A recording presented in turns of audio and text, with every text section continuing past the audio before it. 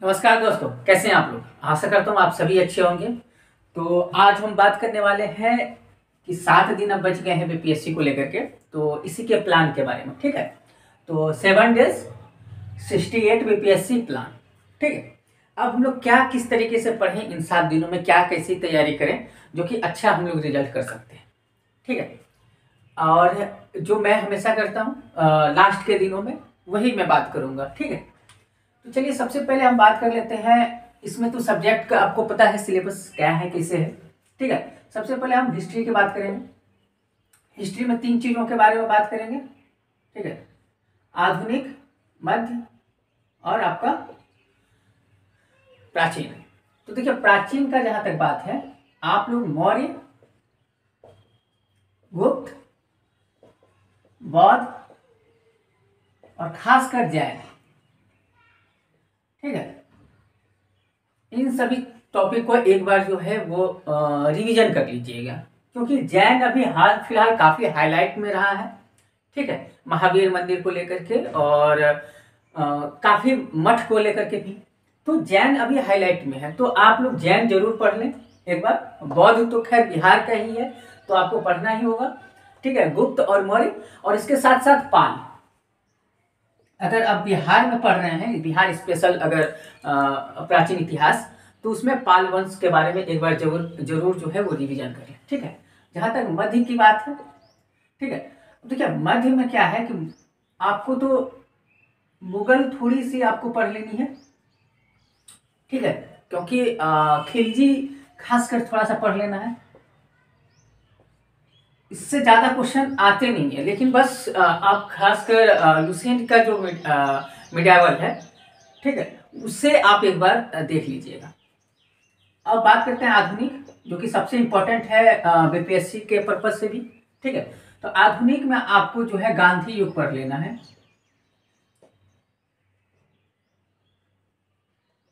ठीक है, गांधी युग आपको एक बार ध्यान देनी है। अब गांधी युग में ऐसा नहीं कि उनका जन्म, उनका स्थान, ये सब चीजें मायने नहीं रखती। मायने रखती है इन्होंने कौन कौन से आंदोलन किए। ठीक है, असहयोग आंदोलन जो है, सविनय अवज्ञा आंदोलन, भारत खासकर इस पे जो है आप भारत छोड़ो आंदोलन को भी ध्यान में रख के पढ़िएगा। ठीक है, भारत छोड़ो आंदोलन। उसके बाद 1857 के विषय में जरूर पढ़िएगा, 1857 की क्रांति। ठीक है, तो इन मैं जो भी चीजें बता रहा हूँ, इसे आप बिहार से भी रिलेट करके पढ़िएगा।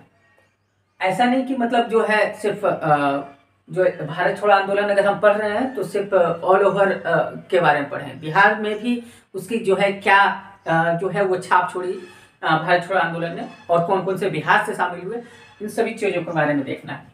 ठीक है, क्योंकि भारत छोड़ो एक ऐसा आंदोलन था जिसमें कि खुद महात्मा गांधी जो है वो शामिल नहीं थे, क्योंकि वो जेल में उस समय बंद थे। ठीक है, तो ये भी पढ़ना है कि उस समय वो किस जेल में थे, कौन से अनशन किया था उन्होंने। ठीक, तो ये सभी चीजें जो है आपको देख लेनी है। गांधी युग अगर आप देखेंगे तो ये सभी चीजें आ जाएंगी। ठीक है, उसके बाद जयप्रकाश नारायण के विषय में। ठीक है, इसे एक बार जो है आप लोग विकिपीडिया हो किसी से भी आप लोग एक बार रिवीजन कर लीजिएगा।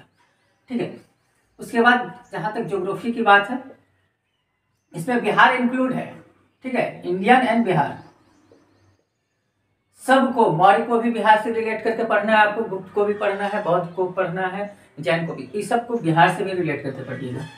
अब ज्योग्राफी की जहां तक बात है, आपको खनिज देख लेना है एक बार, खासकर बिहार की खनिजें और झारखंड की। ठीक है, उसके बाद नदियों के विषय में देख लेना है। ठीक, और नदियों के बाहर जो है पर्वत श्रृंखला। ठीक है, ये सब चीजें खास इंपॉर्टेंट हो जाती हैं।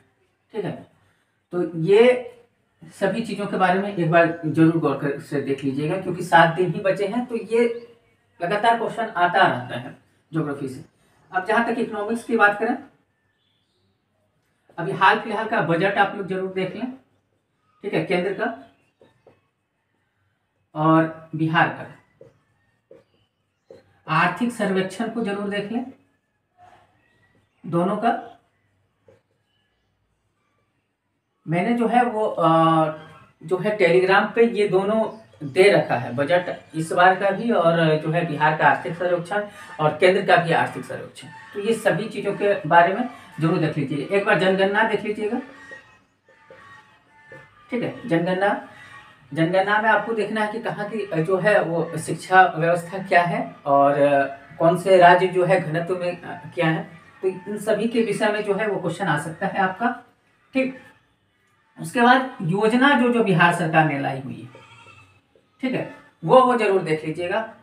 और जहाँ तक अगर हम बात करें पॉलिटी की, तो आपको पॉलिटी में जो है वो 1 से 60 अनुच्छेद एक बार जरूर देख लेने हैं। उसके बाद चुनाव आयोग का जो अभी हाल फिलहाल मुद्दा हो रहा है वो आपको देख लेनी है, ठीक है। और उसके बाद आपका सुप्रीम कोर्ट आपको एक बार जरूर पढ़ लेना है, पढ़ के जाना है, ठीक। अब जहां तक करंट की बात है, करंट में अगर खेल आप देख रहे हैं तो खासकर अभी हाल फिलहाल जो है जितने भी हमारे जैसे ओलंपिक वगैरह की वो सभी चीज़ों के बारे में आपको देख लेना है, ठीक है। और उसके बाद G20 जो सम्मेलन हो रहा है इसके विषय पे खास आपको फोकस करना है, ठीक। उसके बाद इंडेक्स जो जितने भी हमारे रैंकिंग है उन रैंकिंग वाले को खास करके ध्यान देना है, ठीक। तो ये सभी चीजें जो है वो आ सकती हैं, खासकर बिहार से रिलेटेड जो भी खिलाड़ी हैं उनके विषय में आपको एक बार जरूर ध्यान में रख करके चलना है, ठीक है। अब जहां तक साइंस की बात आती है, तो साइंस में आपको क्या करना है कि अभी हाल फिलहाल 10th और 11th के एग्जाम चल रहे हैं।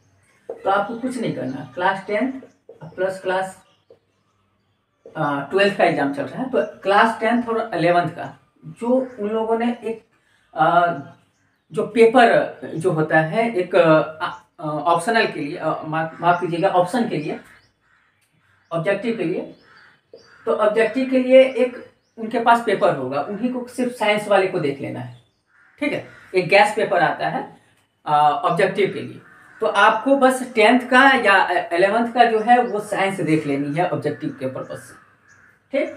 और मैथ की जहां तक बात है तो ये तो नॉर्मल मैथ होगा, ठीक है। तो इसमें घबराने वाली कोई ऐसी बात है नहीं। और सबसे मेन बात की जो है आपको प्रैक्टिस सेट जो है आपको हर हाल में हर कीमत पे जो है प्रतिदिन 2, कम से कम प्रतिदिन 2 आपको रोज लगाने हैं। और इसमें खास ध्यान रखना है कि मेरी निगेटिव मार्किंग जितना कम हो उतना ज़्यादा बेहतर है।